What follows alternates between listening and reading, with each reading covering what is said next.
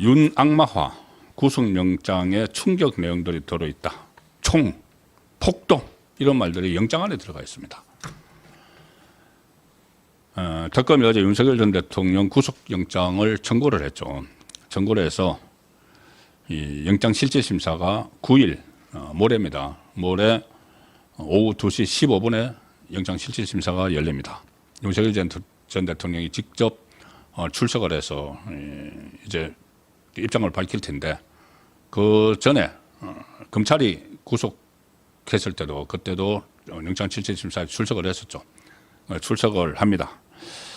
자, 뭐 결과는 아마 모레 밤늦게보다는 2시 15분에 하면은 10일 새벽에 결과가 나올 가능성이 높은데, 그때까지 이제 실질 심사를 하고 대기를 하죠. 대기를 지금 서울구치소에서 또 대기를 할 가능성이 높다.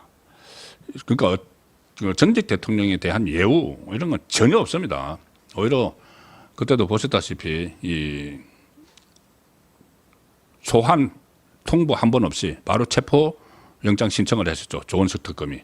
그런데 그게 이제 법원에서 기각이 됐는데, 지금 2번 소환 조사하고 나서 바로 체포 영장을 일요일에 청구를 했습니다.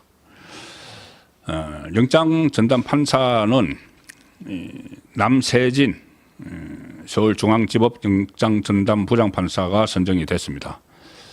여성 판사네요.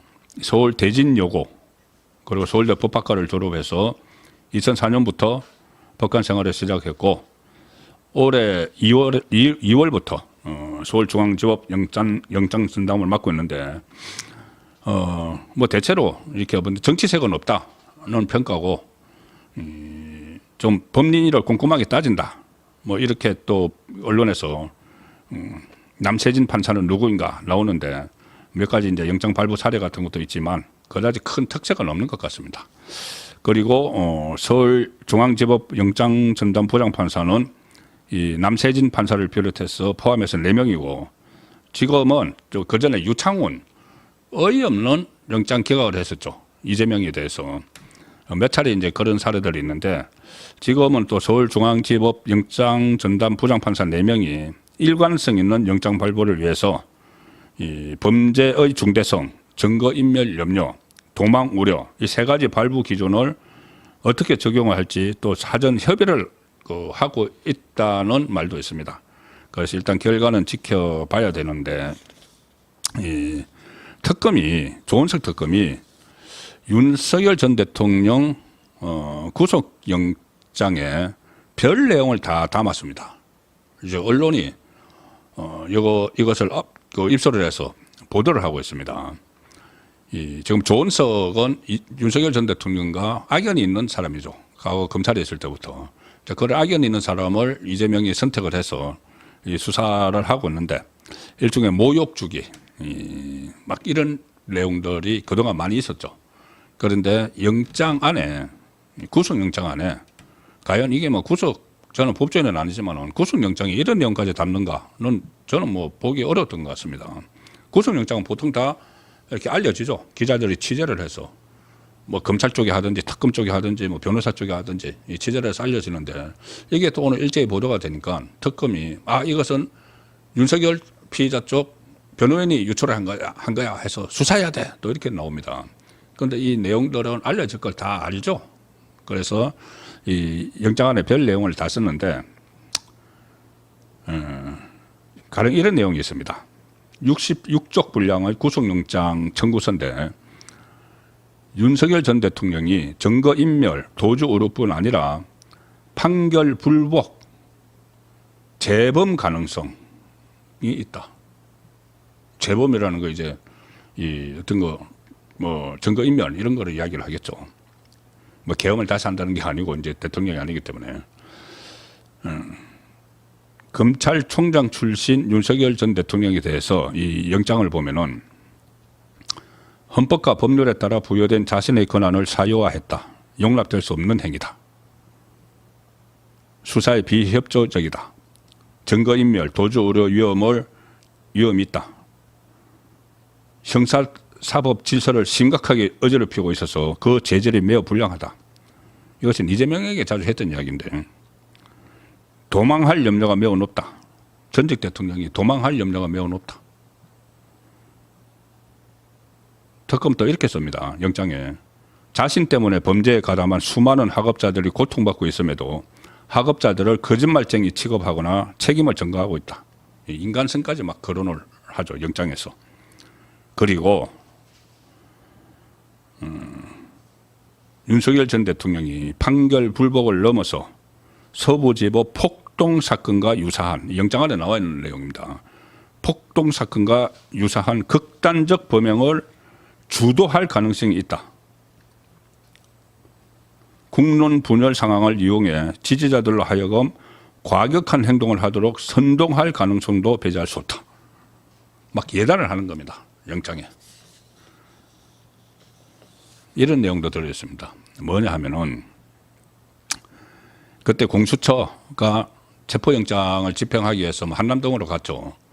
그때 이제 그 위법한 영장이다 해서 한남동에서 이제 대치를 했습니다. 경호원들하고 경찰하고 대치를 했죠. 공수처, 경찰과 경호처가 대치를 했는데 그때 이게 이 영장 안에 이런 내용이 있습니다. 그때 윤석열 전 대통령이 공수처의 2차 체포영장 집행을 앞둔 1월 7일에 당시 김성훈 경호처 차장에게 이런 말을 했다고 영장에 나와 있습니다.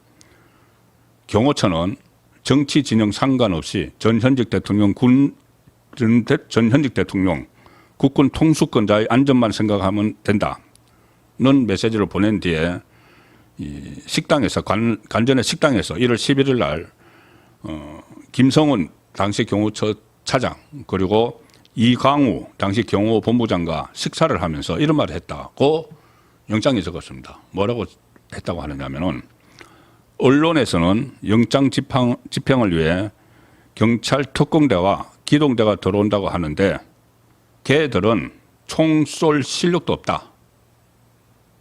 윤석열 전 대통령이 했다고 영장에 적힌 내용입니다. 경호처 간부들에게 했다고.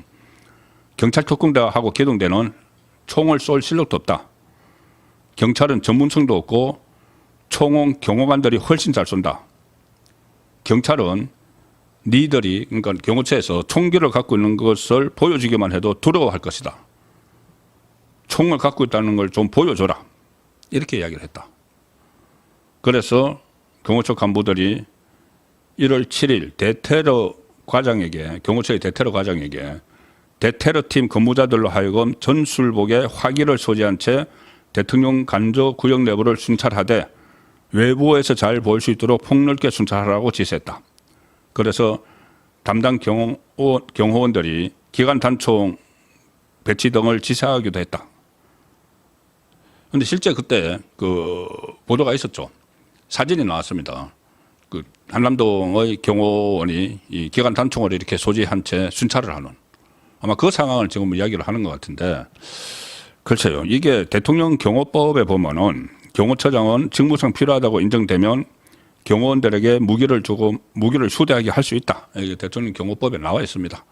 자, 그런데 그것을 좀 이렇게 과장해서 자극적으로 이렇게 영장에 좀 쓴 그런 측면이 있는 것이죠.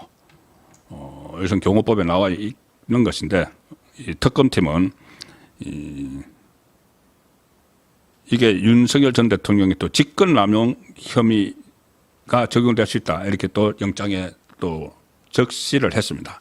어쨌든 이런저런 이 내용이 윤석열 전 대통령에 대한 일종의 망신주기 뭐 이런 식으로 그 흐르는 것이 과거에도 특검은 박영수 특검 때 박근혜 전 대통령을 수사했던 박영수 특검 때도 여론전을 엄청나게 펼쳤죠.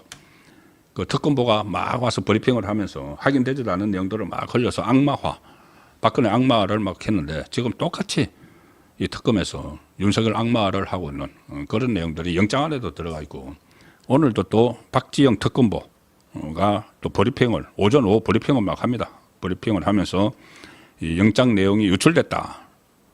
경위를 확인하겠다. 이렇게 또 여론전을 펼치는 상황인데 이제 윤석열 전 대통령이 만약에 구속된다면은 이것도 새로운 시작입니다. 한덕수 전 총리에 대해서도 구속영장을 청구한다는 말이 나오고 전부 다 전 국민들을 다 소환을 하고 있죠. 윤석열 정부 때. 그리고 이제 그 다음은 국민의힘 국회의원들입니다. 이재명이 후보 시절에 이야기를 했습니다. 국민의힘 국회의원들도 처벌돼야 된다고. 자, 국민의힘은